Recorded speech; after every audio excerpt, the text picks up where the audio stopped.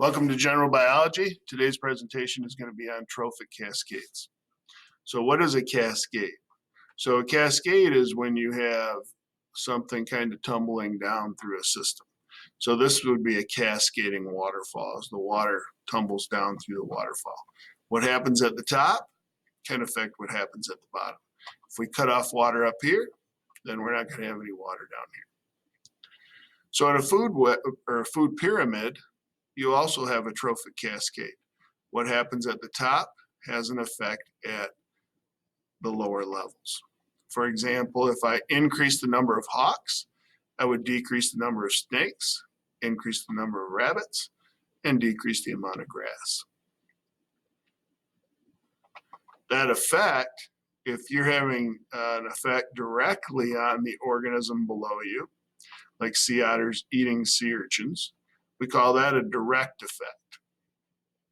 But if you're having an effect on something you really don't interact with that much, okay, so the sea otters affect kelp indirectly because they eat the organisms that would eat the kelp.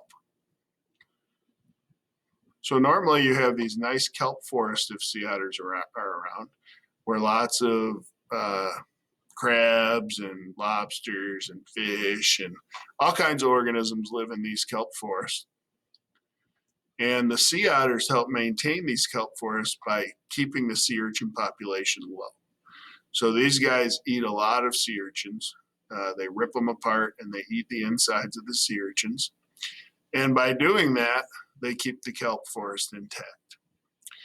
But in some places, sea otters were eliminated for their coats and they have not recovered yet. And in those islands where we don't have sea otters back yet, this is what it looks like around those islands. There's no sea otters, so the sea urchins are out of control. They eat everything along the bottom, and you have no ecosystem. You have no kelp ecosystem. And so sea otters are super important to maintain that kelp ecosystem.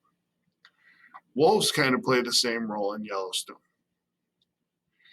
Back in the 1920s, 30s, 40s, and into the 50s, there was a huge push to eradicate wolves out west. Everybody thought of them as a major predator that was going to kill livestock, and people were afraid of them.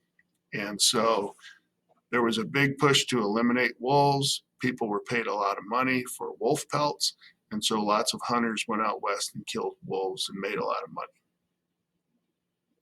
The problem with that was wolves were predators for elk. And when the wolves were eliminated, the elk population increased tremendously. Elk love to eat willow and aspen, and so the willow and aspen population struggled. And as the elk population went up, shortly after the wolves were eliminated, the elk population started shooting up. The number of elk in the park got up close to 20,000 elk. And basically they destroyed the vegetation that was living in the valleys. So what happened was we had rivers that basically just had grazed grass right up to their edges. Well, beavers can't build dams without twigs. And so if you have no twigs, you have no beaver dams. If you have no beaver dams, you have fast flowing water through these valleys. That makes it hard for birds to reproduce and fish to reproduce and amphibians to reproduce. And so the populations of lots of organisms were affected by not having regions of slow flowing water. When we brought the wolves back, look what happened to the population. They reintroduced the wolves in 1995, and this is the elk population. So it went all the way down to below 4,000. It's now balanced out around between 6,000 and 7,000. But that was significantly decreased because of these wolves. That allowed for vegetation to start growing back in the Lamar Valley. The wolves actually chased the elk out of the valley into higher land, and so the elk are hardly ever in the valley anymore. And what happened was the willow and the aspen and everything started to be able to grow back. When it grew back, beavers came back and they could cut down the aspen with their teeth and make dams. And so now we have slow flowing water in places. Makes it much better for bird reproduction and amphibians and fish. They all like to have babies in slow flowing water. These species that have a major effect on ecosystems, we call them keystone species. A keystone is the stone that's in the very top of an arch, and it keeps the arch from collapsing. And so since keystone species keep their ecosystems from collapsing, we call those things keystone species.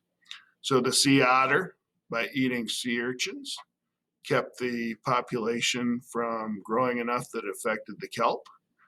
And so that's a keystone species because it keeps the kelp forest intact. The wolf has a tremendous effect on the river ecosystems in Yellowstone. So the wolf is considered a keystone species. You don't have to be a big predator to be a keystone species. This particular starfish is the keystone species in tide pools out in the Pacific. So keystone species are going to be really important just for maintaining the proper balance within their ecosystems.